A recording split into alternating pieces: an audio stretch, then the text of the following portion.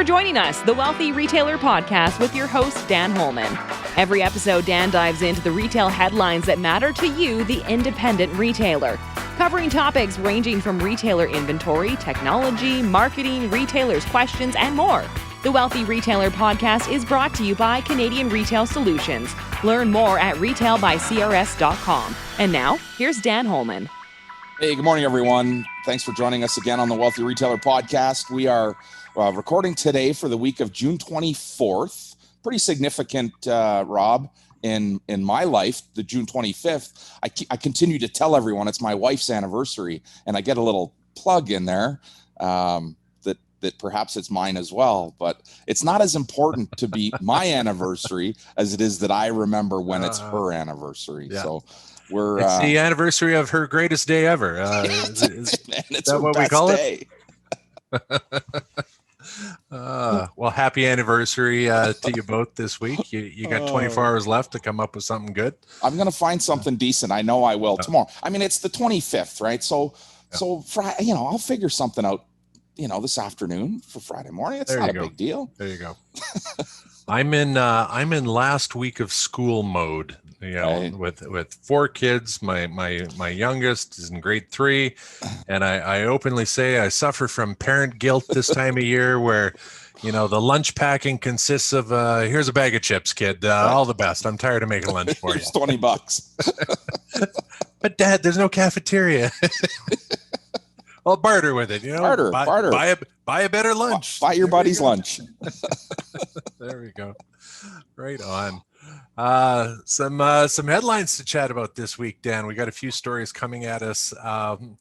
One, we talk about this lots, but like the packaging of it, it talks about retailers embracing their role as community stewards as a big part of their success in the next normal, they call it. We've got a story about the retail scene definitely showing signs of life, but talks about shrinkage. Mm-hmm. So we'll look at that there. And then a bit on the private sector online opportunity for cannabis sales. I know there's, governments are looking at it a little differently. This was a story here in Alberta where they're opening that conversation, what that might look like for the private sector. And then, of course, retail question of the week. Great question. Retailers asked you about, hiring and coaching salespeople. And folks, I know you'll want to hear that one because Dan will have some great ideas, I'm sure. So first story comes from retailtouchpoints.com, Dan. And, it's talking about a bit of a webinar, but there's a lot of great information here about retailers embracing their role as community stewards. What jumped out at you? Well, beyond this message that retailers must lead their community, there were some decent stats in this article. And as you alluded to, it was sort of, steering towards a webinar. But the stats that I wanted to maybe reflect on came from Ernst & Young doing a study that showed 77% of shoppers feel that brands must behave ethically and in line with community expectations. And I'm going to add to that retailers, especially the indies, are a significant part of the communities we live in. And more than just retailers, Rob, all small businesses make up the lion's share of a community. And as we talked about, I believe it was last week on the podcast, we've got to take a stand for what we believe in order to lead our community. And this article went on to talk about the power that retailers are gathering. This was, of course, Retail Touchpoints, so highly centered around retail, but the following that they're gathering by standing up and being that, what we want to call, stewards of their community, making sure that their community's going in the right direction, if you will. One of the other stats that came out of the Ernst & Young study was that 50 to 60% of consumers are still moderately trusting of indie retailers, online retailers, and consumer product brands. And the way that we increase that number from 50 to 60, which in my mind seems a bit dismal, that it's only half the people out there have some level of trust in our indie retailer or our online world, the way that we improve that or increase that trust level is by standing up and building a stronger, unified community. This article goes on, Rob, to talk about the fact that Ernst & Young in this study and those that were polled believe that price still reigns supreme, and reported 31% of shoppers use price as their number one priority when making a purchase or a purchase decision.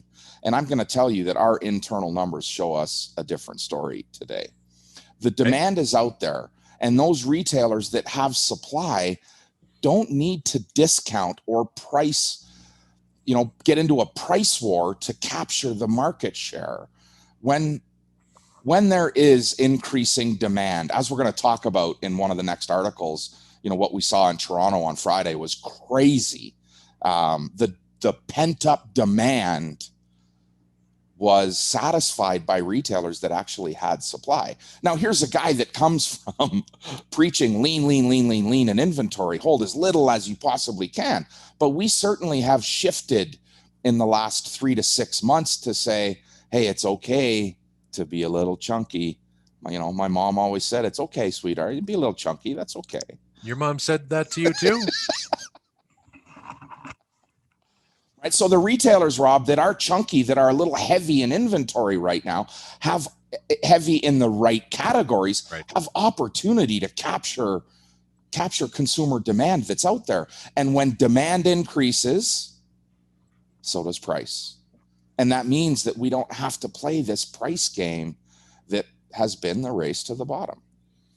But boy, when you spread that icing on the cake of that trust and that community, a good community steward, boy, you could win twofold, threefold, I'd imagine, because everything's going for you at that point. And I think you see that, let's look at our little 60,000 population community that we live in, Rob. Our business people are the most high profile people in the community, right? You're more likely to recognize, a business owner in town than you are, a politician.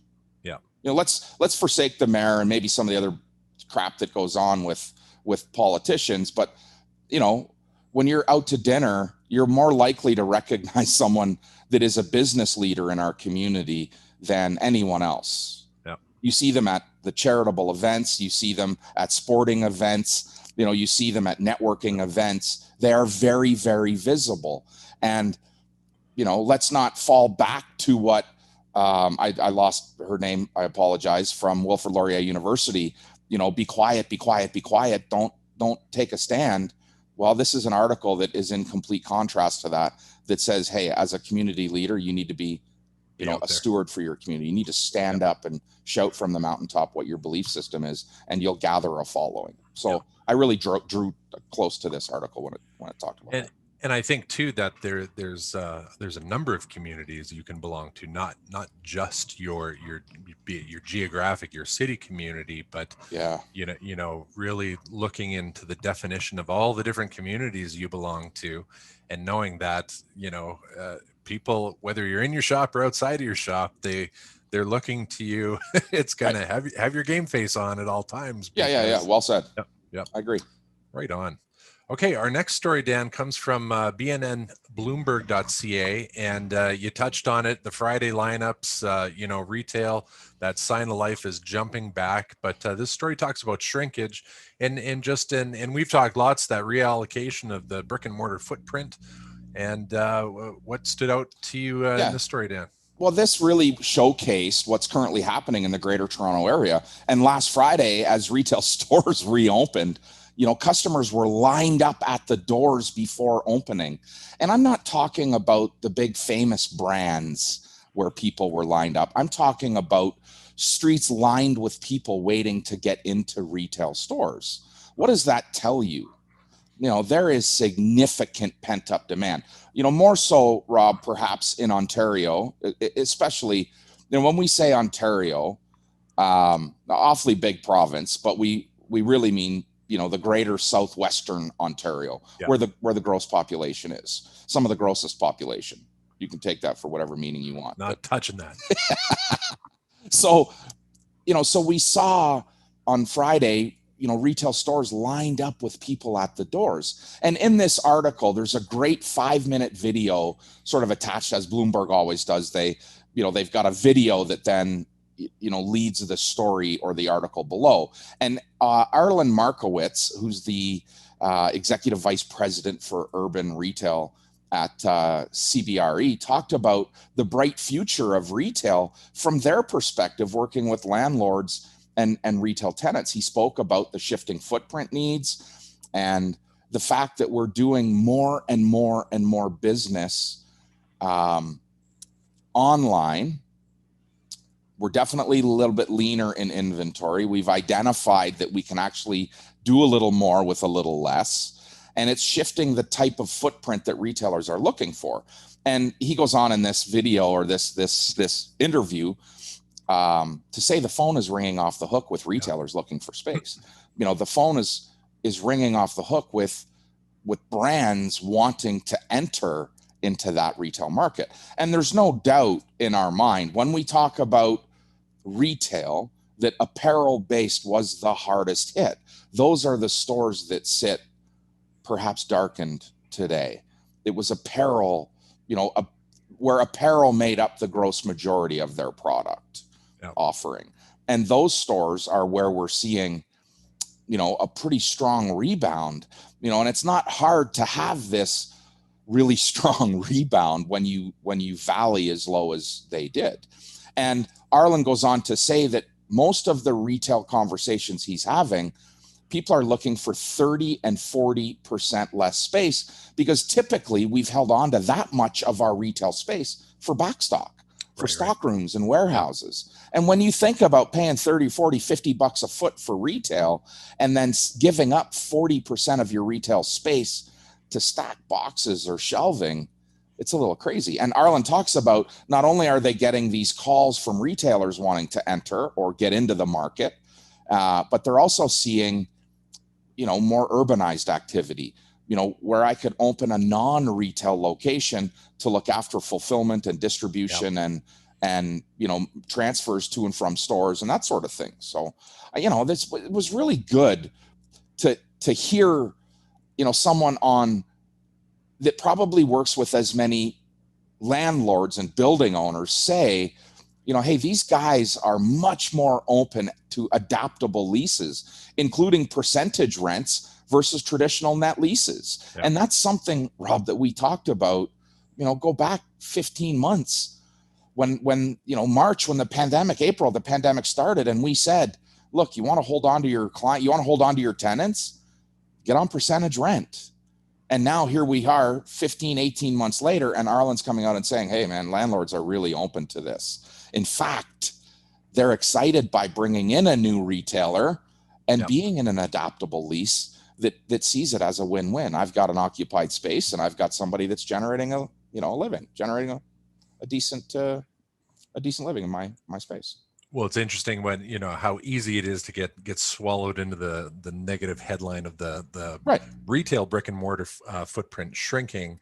However, to that point of, the phone's ringing off the hook because, a year and a half ago, how many were taking warehouse space? And so if you look at it, the collective whole and what's driving that in the community, it's a shift without a doubt, but it sure looking like a lot of new opportunity for the say the community's commercial real estate as a whole, but not within those certain categories. And Rob, I think Arlen even touched on this in his article. As our borders open back up, there will be a steady stream of retail entering Canada.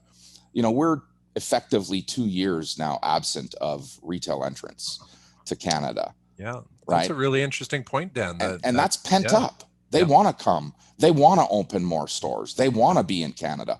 And there's a ton of European brands that were lined up at the door in 2019 that never pulled the trigger because of the pending pandemic or the pending challenge that early 2020 saw. And as they planned their 20 and 21 strategies, it was expansion to Canada.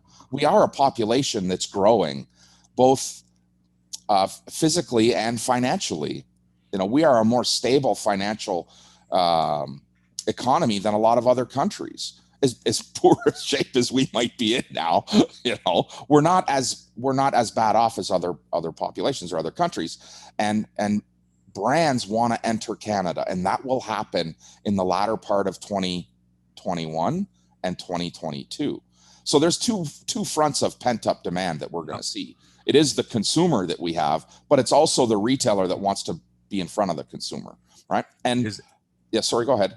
I was just going to ask, do you feel that border, the pent-up volume at the border, we'll call it, waiting to come in, what effect, if any, do you feel that has to the independent retailer here? What does that look like? Well, I'm going to say that any entrance to Canada, whether somebody puts a store across the street or beside me, increases retail awareness. It increases retail traffic, and that benefits me. Let's go back to the car dealer analogy. There's a reason that they put 4 of them on a corner, right? Yeah. It's not that they are always in competition with each other. No one likes to turn left. They just want to turn right. But this is where, if we can see more and more retail opening, and right now, I mean, Arlen spoke about this, this is a great opportunity for a retailer to negotiate a very competitive rate at getting into space. And retailers are going to continue to do that. So the borders, are going to see an entrance to retail. But think about all of these communities, Rob, that line our borders, that are driven largely by American retail traffic that have not happened in 18 months. Those stores that have managed to survive, the minute that we're open for business, you're going to see a ton of American pent-up demand coming north of the border to spend their $1.35 against our dollar, or $1.30 against our dollar, right? They get more for their money, which is why those communities that align our borders have always been, retail been relatively successful. This podcast is brought to you by Canadian Retail Solutions. We've been empowering retailers across North America for 30 years with the latest in point-of-sale technology, best-in-class support, merchandise intelligence with open-to-buy planning, and much more.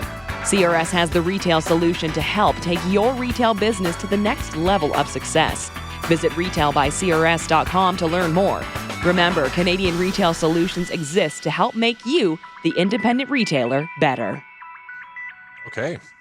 So the next story, Dan, comes from mjbizdaily.com, talking about, a bit more into the online opportunities for some of the private business coming out of government. This is all in the marijuana biz, but it's not just the cannabis. They're talking about, apparel and those different opportunities. What sparked an idea or thought or two from this story, Dan? Well, Rob, this is an example of vertical or categorical expansion to help expand your market share, right? Our cannabis stores want the ability to not only sell online, but also to carry non-cannabis products in their stores. And AGLC, not any different than LCBO in Ontario or whatever the others are in the provinces, all these governing bodies, restrict anywhere where there's not privatized,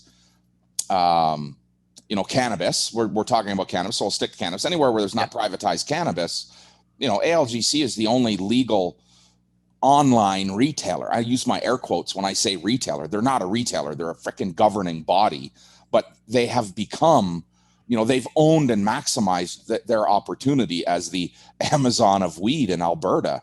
And our indie weed stores, our indie cannabis stores, want the same opportunity that the government has been holding on to be able to sell online. And yes, there needs to be, procedural guidelines in place to protect anyone that's younger than 18 or whatever, the non-adults. But those indie retailers need to have the same opportunity that the government has taken on themselves, and they want to be able to sell online. So AGLC goes out and says, hey, we're going to put this study out. We're going to ask a bunch of people questions, not just the 650 license holders in Alberta, which I think is second in the country for cannabis stores, Alberta is. But we're going to ask these questions of the general public and say, should we allow our privatized cannabis stores to sell online? And secondly, should we allow them to sell non-cannabis products like apparel, right? We can go and buy glassware in some of the indie cannabis stores, but they're cannabis connected. Right. Right. I'm a 50-something-year-old guy. I'm not about to buy a bong, from a cannabis store.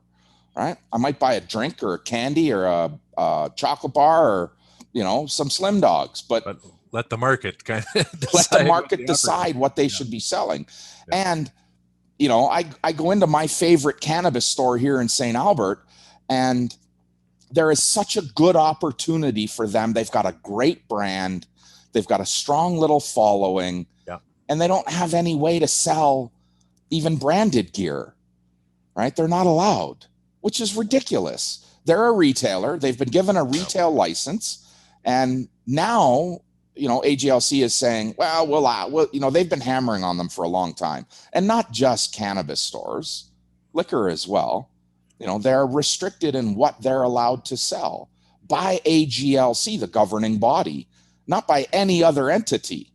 It's by AGLC, and we want to see them have the ability to sell other products. Yeah. Now, that doesn't mean that we want, 14, 15, 16-year-old kids walking into these stores to buy T-shirts or whatever else, or gum or candy. They can't be convenience, but they should be allowed to sell, apparel and accessories. Yeah.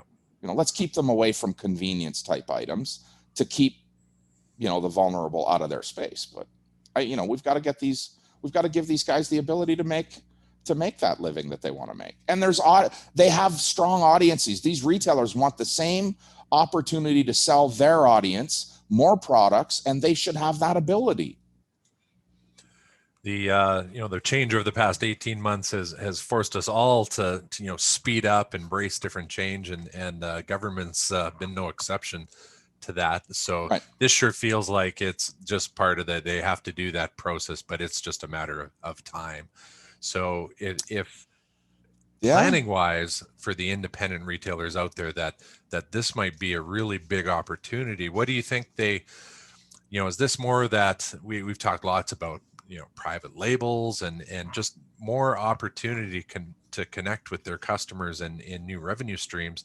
What would you suggest to them today to start thinking about for what is that inevitable change coming rather soon? Well, they're going to get to shift away from cannabis connected products. So, of course, apparel is the biggest opportunity for them. And again, it's gathering a following. It's gathering the following that wants to wear my gear, that wants to wear some shop branded gear. Yeah. And I think that's the biggest thing for them. And start to think about accessories that aren't necessarily cannabis driven, whether that's, containers or decorative accessories that complement what they're doing in their stores today. I can tell you, working very closely with these guys, the products that don't sell are, like I said, the glassware products. And, there's vape shops and they do their thing, but then there's the cannabis shops that are only allowed to sell from behind lock and key, their product, and then a little bit of accessory in the cannabis world. Well, they've got some idle space that they could maybe put some other accessories, some other, packs and bags and containers, and like I say, decorative outside the apparel market. But apparel is the first opportunity for them. And they're not going to take away from, our ladies' fashion wear stores in our city. They're going to sell to a different audience or at a different time. Right on. Yeah, that's interesting.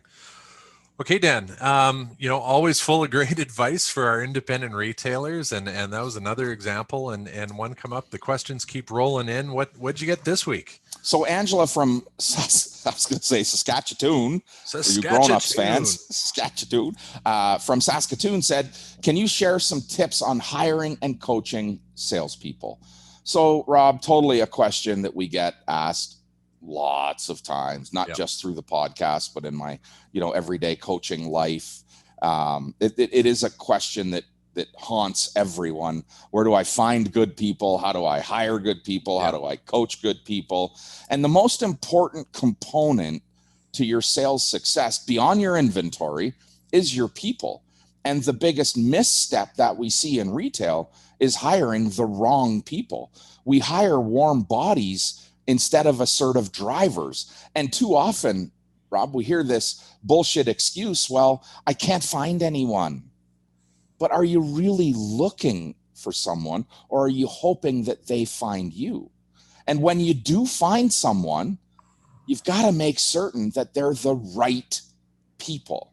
And we've talked, man, oh man, I probably more than anyone wants to hear about hiring based on core values. Right. But there are other attributes, Rob, that we look for when we hire sales people. And I guess we kind of need to pause and say, we're hiring salespeople for our store. First and foremost, yeah. I understand that shelves need to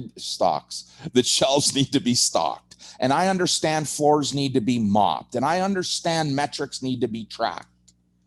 But good salespeople will do all of that stuff. If I start with salespeople. So I hire salespeople for my store. And when I go to look at those attributes, what do I want in that salesperson? Well, first and foremost, they've got to be upbeat and energetic. They've got to listen more than they talk, right? They've got to be big thinkers, meaning they sell a vision, not a product. And the best salespeople in the world, Rob, possess subtlety. They never sound like they're selling anything. They're educating, they're instilling faith and confidence. Yeah. They're quietly and invisibly demonstrating why customers should believe in them and then in turn buy from them, right? And this is a misstep in retail. We're focusing on the wrong attributes. And I'm going to say this, we've heard it 1,000 times. I can't find anybody. I can't find anyone, but you're not looking. And when you're actively looking, you want to be looking for these attributes in people. And they're not standing in the unemployment line. Do you find a lot of your retailers get caught in that, don't have the sales experience when, to your point of focus more on the personality and these things, and right. you can teach them those elements of sales after the fact, but it's hard to teach that stuff. Right. And that's the thing, right? Once we hire a team member, we've got to then invest in them with good coaching, not teaching. Yep. It's coaching. They already have the skills. Remember this, the best salespeople possess subtlety. They never look like they're selling, right? It's just coaching. It's guiding them through a system that enables success. The system is the selling system, right? The system that delivers an equal and specified level of service to every customer, no matter who serves them or how they present themselves. And Rob, man, oh man, you've heard me say this so many times, systems define outcomes. The system allows or guides us to sequentially and consequentially move through the steps that deliver superior customer experience. Now, all of that superior customer experience delivers higher UPTs, higher average sale, and yes, consequentially, higher revenue, right? And so depending on who's inspiring you today or what sales training platform you're using, the steps, whether it's 5 or 6, are pretty much the same across the board. We greet, we engage, we understand needs, we present total solutions, we handle objections, and we close sales. And whether you're a subscriber to, Bob Negan's Retail Sales Academy from Whizbang Retail, or Harry Friedman's platform, probably in my mind, one of the best sales training platforms, sales system training platforms available today, or you're a YouTuber, and you find yours truly out there on YouTube, there's a ton of options available to get you just a little better than you were yesterday, right? And all of these options help you better identify who should be in your store, how to coach them, how to better reward them, right? Yep. For their performance. And this is part of this process. And we've lost this in in the recruitment, hire, train, coach, recruit, coaching, rewarding. We miss this step. You get what you pay for. We've got to go out and invest in our people. And sometimes we're not the best ones, Rob, to coach them. And we need to lean on a partner platform like Harry Friedman's or Bob Negan's platform, or Dan Holman's, 6 steps to selling, whatever it is. We need that third party voice sometimes to get good buy-in from our team and to deliver objective guidance or coaching, right? Objective, a disconnected to the result, to the result that you have in mind, the retailer. Let's bring in somebody that sees things a little more objectively, a little more big picture, and says, okay, scrape away all the bullshit, just no more excuse. Let's talk about why we greet customers and the importance of it. And I'm going to share this with you. Yesterday, okay? Yeah. I go into a retail store here in town, and I was in that store for 5 minutes before anybody even knew I was there. And there was somebody that was inside the door at the desk on his goddamn telephone. So it wasn't your ninja abilities of No. I wasn't sneaking. I walked in the front door. Yeah. Walked around. I did a full loop before this kid even acknowledged I was there. And I thought, man, just, I'm the only one. Like, what an opportunity that was for him to make a connection. It's not like he was busy doing something else. And, we've talked about this lots in the past. I'm sure the angst of retailers everywhere, the simple category of the phone and staff and their phones. Yeah. It's been going on forever. And actually I encourage people to have their phones. It's not about, the phone is a tool that can be used whether to showcase product that's not on your floor or research something with a customer, or to use to promote the store socially. But not a detraction. But it was detracting him from the most important thing at that moment, that there was a customer in the store. Right? When Angela's point about having trouble finding anyone, right? I just quickly think to sports, Dan, where you shouldn't be finding anyone. They should all be identified, or a lot should be identified. You're cultivating your team. You got your active roster, your minor system, like you're cultivating them to come up. And then, your scouts, and that's you. I know you're the independent retailer. You're wearing all the hats, but you constantly got to be, that might be that amazing server that you've had at the local restaurant. Your friend Bruce Kirkland, who runs a Lexus dealership. His whole scouting system is in the hospitality world. And that's where he said he finds some of his best people, best up and comers. Right. And that is because in hospitality, okay, let's just go back to those key attributes. Right? We're upbeat, we're positive, we're optimistic, right? We're energetic. That is hospitality. And why is it so bloody difficult for us to get a grasp on that in our retail stores, that we need to have high energy, optimistic people? If you're a glass is half empty, see ya. Yeah. Don't let the door hit you in the ass on the way out. I can't stand negativity when you have the best job in the world, right? There is nothing more social than being on a retail floor, right? Best job in the world if you're that type of person. Right. Yeah. If you're not that personality type, worst ever. Yeah. It's the worst freaking job in the world. Why do you keep sending me out there? Yeah. Listen, Scott Smith, somebody that I idolize as a retail coach, will tell you his most favorite times are on the retail floor. Even today, he wants to go and work on that retail floor, but that's because of his core attributes. That's because of who he is. And subtlety is one of Scott's greatest attributes. You never know that this guy is selling you. He's instilling faith by building a relationship, right? He starts at the core of selling, and that's relationship. Yeah. And so finding those people, you can't wait for them to find you. And to your point, let's think about sports. We've already identified who needs to be who's available in our audience, and we're always recruiting. Always recruiting. Yeah. And I'm going to say this, even as a business owner, if I reach back into my drawer, I'm going to pull out a resume, right? Because I always have people in the top drawer. And those people that are in the top drawer, Rob, are the next potential athlete on my team, on my floor. And I don't always have an opening for that person. But people evolve, people develop, people change. Women get married and have babies, and men change.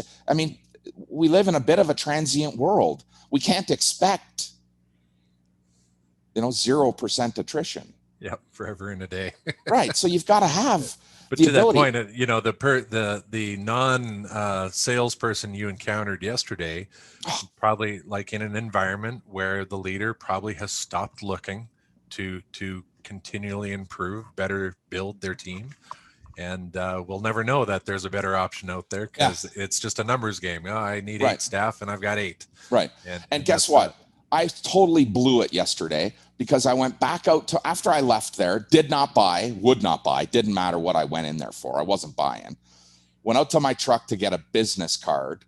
And I would say to every retailer out there, you never leave home without your card, because you're going to have an opportunity to run into somebody and you can card them and say, hey, if you're ever looking for a new opportunity, a new exciting, give me a call. Not poaching, right?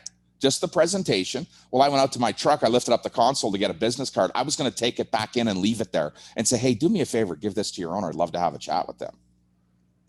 I didn't have a business card. Well, in fairness, I don't think many of us have not been carrying business cards the last year and a bit here, but we're getting back to that.